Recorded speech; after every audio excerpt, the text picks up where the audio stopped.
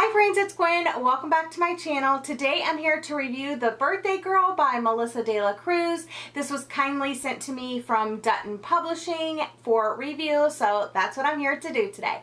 This book releases on August 6, 2019, and I just finished it yesterday. So the basic premise of this novel is that there is this woman named Ellie. She's pretty rich. She's an ex-model. She's a fashion designer, and she's throwing this really grand 40th birthday party to herself, and she bought a house in Palm Springs like 2 months prior to this birthday celebration, and she bought it specifically for the celebration, and she's inviting all these actors, billionaires, like Hollywood posh people to come out to her birthday party who are her friends.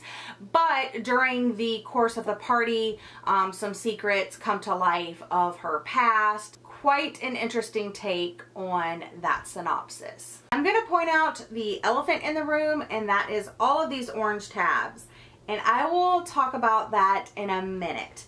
So before we get started, I wanted to let you know that this is told in two different timelines. There's the present and the past. Like I said, it's about Ellie's 40th birthday party. So the present is her current birthday party, and the past is 24 years ago, this sweet 16. So she buys this Palm Springs home specifically for her birthday, and in the past there is a trailer park, set of best friends. That's where all the secrets come from, what you're trying to piece together from the past, because something ultimately did happen in the past and it affects the future. In the present, it's either Ellie or Todd, her husband. I think Todd only has like maybe 3 chapters in the whole entire thing, but it really does flip back and forth. There's like a present chapter and a past chapter, and a present chapter and a past chapter. And it's told like from the beginning of the night of the party, and then in the past it's told from like the beginning of the day to the end of the day, that sort of thing.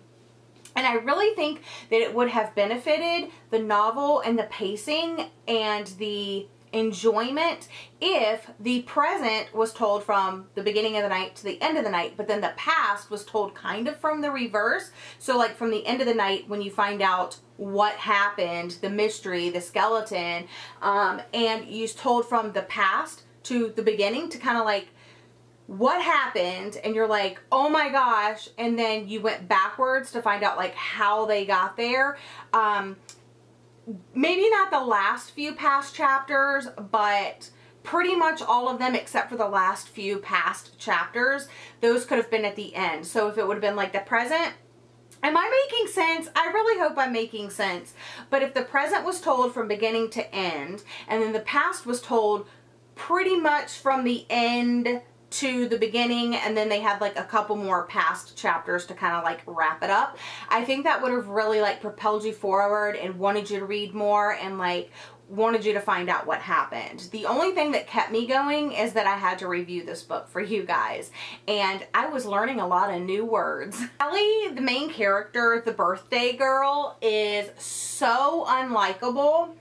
She is snotty. She is full of herself. I don't know if it's just like she's under a lot of pressure because her company may be going bankrupt. By the way, I did get in my little package, I got some birthday balloons, and I got this birthday invite, and I also got these stickers for Wild and West, which is Ellie's what is it, her fashion line. And it sounds like a really cool fashion line actually, but I guess over time it's kind of floundered out and she's possibly going bankrupt.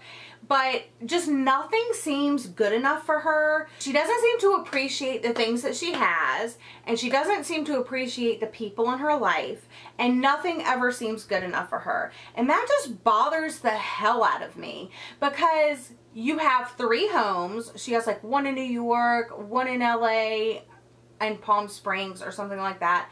I don't know. It says it on the back. Los Angeles, Park City, and Palm Springs. A well-known fashion designer of casual women's wear and a glamorous circle of friends. Like, you pretty much are living the life, and what's the issue? Also, I didn't like how it seemed like the mystery revolved around her stepdaughter, because her stepdaughter like randomly shows up to this party, and then you're like, well, why is she there? And it just seems like that is involved in the secret. And I guess that's like a little reveal, but it shouldn't have been a reveal really. But I don't know. I don't know what to think about that. What I do want to say, like, my overall thoughts of this book is that I really think it would have been better giving a little bit more of what we were looking for, like a direction. When it starts, you're just in this lush home with all of these luxury brands, and they're throwing these things out at you, and there's all these French terms. I don't know French. I never took French. I don't know French. I had to like look up these terms, like what they meant. All of these orange tabs, and there are a lot of them. There you go. Can you see all those orange tabs? It's a lot. It's a lot. It is a lot, okay? It's a lot of orange tabs in there, you guys. And the orange tabs are words that I either didn't know and had to look up, brands that I had to look up, like name brand, like luxury watches, artwork, furniture, types of flooring, things like this, so I could, because when you're describing something, you're trying to lay out like how lush and how expensive this home is, but you're throwing out terms that like normal people have no idea what it is. Like, I want to look it up so I get a sense of like what my surroundings look like, and I just couldn't do that without looking it up and like looking at pictures. Also, like, it was almost like Melissa De La Cruz didn't want to use any like regular language. She wanted to use the posh, the, you know, just the, I don't know how to describe it exactly, but it just, I think due to the language choices, the linguistic choices in this, I think it's going to be easy for someone to put down, easy for someone to gloss over some of the details of. I think it's a little inaccessible. Contrarian. Okay, so listen to this sentence. Blake liked to think of himself as a contrarian, down to earth, frugal, and so in London he lived in Soho rather than Mayfair. In New York he hunkered down in Brooklyn Heights rather than the Upper East Side, drove a Mini rather than a Tesla, and was currently staying at the Ace Hotel rather than the Parker, which he deemed too extravagant. Okay, so contrarian. You can probably assume what that means. It's a person who opposes or rejects popular opinion. But you already explained all that. So you don't have to have that one random word in there that seems like extra. Okay, so this word. Go ahead and take a guess what it means. Okay, this is what it means.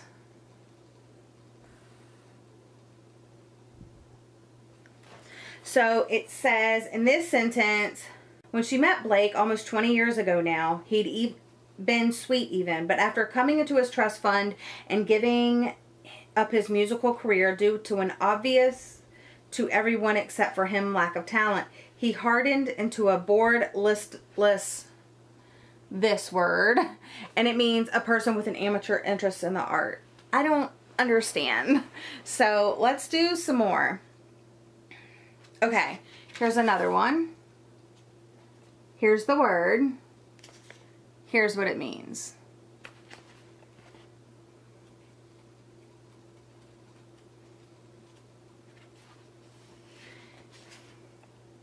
Okay, here's the word. Here's what it means. So it's not that I don't know some of these words, but I don't think that the average, maybe non-average person will understand what they mean when you have just used, or you have already used it in the context. Like, you can already figure it out without the word. You can use another word that's more accessible. You can, there's just so many different, like there was one thing that said there was like a ziggurat of magazines, and you know that's like that building in Mesopotamia, and it's just like, why didn't you just say like a pile of magazines? So I just think that this really got to me because it was every, like, there's one, there's two, here's one, Let's see. Here's one. Here's one. Here's one. I could just go on and on. So it literally is like so many tabs that I just can't, you guys. And like I said, it's not only words that I don't know, but I looked up everything and it frustrated me so much because I had so many tabs and I just had to keep going. Now, you know that, like, I guess just from the synopsis that something's gonna happen, but it isn't until page 135 that you finally get a glimpse into what the thing might be. And I think that's a long way to go in such a short book. It's almost halfway through the book until you get a glimpse of like what you're looking for. Some really cute moments. There's some really like hard stuff. So I'll say trigger warning for rape, unwanted sexual advances, drug use, underage alcohol use, and maybe just stupidity, to be honest. But yeah, so I just wish it was a little bit more accessible, like linguistically. But I will say that the ultimate twist, shock factor did shock me, and I guess it's kind of my own fault. I should have seen it coming, but I didn't, and I was surprised by that. So it did have that going for it. Do I think it's worth the entire read for that one thing? Not really. Especially when after that, you don't really get much else. It's like, oh, okay, that's what it was? That's crazy. And then you just kind of, you know, I don't know. It just kind of like blasé about the whole thing. So I ended up rating The Birthday Girl 2 out of 5 stars just because of like the language, the linguistic choices, the character of Ellie, the main character, I could not stand. I wish that you would have kind of known what you were looking for earlier so that it would have made it interesting, because at the beginning it was just kind of frustrating to be flipping back and forth. And so the present is really like this posh party that you're at and you're meeting her friends. She's talking to her friends. They're describing her home. She's worried that her husband's cheating on her. Her husband's worried that she's cheating on him. You hear about her failing business. Her daughter, her stepdaughter shows up out of the blue, and you're looking around for her and trying to figure out why she's there, but it's not really that much of a shock, or it's not really, I didn't personally think it was. And it just, I don't know. I think there could have been some better choices made, like language. Now I am reading a uncorrected proof. So I'm hoping that once there are corrections made and it does go to print, that at least some of these are cut out, because I just, oh my goodness, I just can't with that. That was like my main thing. Hopefully that has made some type of sense, because that's really all I can possibly talk to you about with this book. I was surprised by some of it, not by most of the other stuff. Also, if you're gonna throw out like luxury brands, there was this one, I mean there were a lot. There was flooring that was thrown out, and it was talked about more than once. So I wanted to know what this flooring looked like, so I looked it up, and it's almost like the flooring that's in like a lot of high schools and hospitals. It looks like that pebble that's been like sanded down. It's like a mixture of like granite, glass, marble. I think that's it. And it's all like sanded down smooth. So if you look it up, if you read this book and you look it up, you'll be like, oh, I've seen that flooring before. I can't imagine that being in a house, but I mean, I guess it's a thing. And then they also threw out, it just said, look at you now, he whistled. Is that a real Damon Hirst? I don't know what a Damon Hirst is. Is that a piece of clothing? Is that a piece of jewelry? Is that a piece of furniture? What is that? Damon Hirst is an artist, so they're talking about a piece of art. And they never said, yeah, we bought it at auction. My husband collects. Well, collects what? Furniture? furniture, jewelry, clothing. I don't know. I guess I should have guessed it was a piece of artwork, but I literally had to look it up, and Damien Hirst is a British contemporary artist. So maybe if you're from Britain and you read this book, maybe you'll know that, but I did not. And then there were a couple of other things. Oh, this suede jacket. I didn't know that, but it was like this name brand jacket, and I was like, what kind of suede jacket is that? And it's like this luxury brand. They named some luxury furniture. I'm trying to find it. Oh, they had this luxury watch brand. And anyway, the furniture thing that they say in the story, they actually call it a couch. They say whatever couch. And actually, if they would have done a little bit of research, that brand doesn't call them couches. They call them sofas. So there's that. If you're going to pull out a luxury name brand, let's do it right. And some of the words that she used that I didn't like, she used them more than once. So that was really frustrating, you guys.